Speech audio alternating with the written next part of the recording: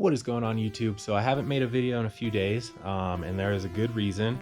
Brady and I have been busy. We stayed up till 3:30 in the morning working on my car, and we actually finally Plasti dipped it another color. So here is the color that I chose. I wanted to keep it kind of adult, a little bit more low-key, kind of subtle, and I think it looks really good. I think it would look better with window tint and better with black wheels, but we will get to that eventually. And yeah, so here's what we were working on for the past few days, and I hope you guys enjoy it as much as I do. There are some imperfections. It's not perfect. It was a rough time working with the car.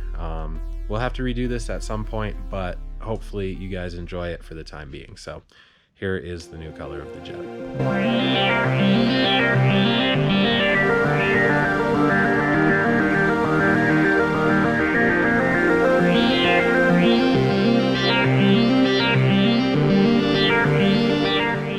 So I chose to go with a purple, and I really liked KP Pigment sells a grape soda pearl, which is like a very vibrant purple, very light purple.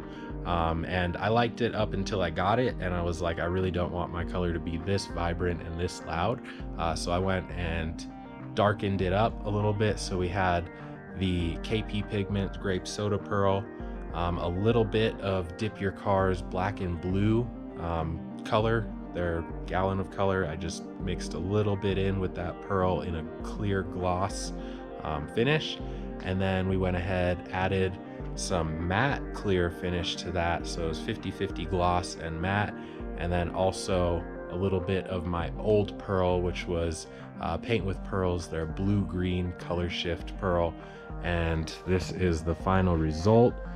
We have a very dark and very vibrant purple. And in the sunlight, or in the light, I'll get my phone out. So I don't know if you guys can see any of that, but there's a lot of pinks, a lot of blues, a lot of greens, a lot of purples.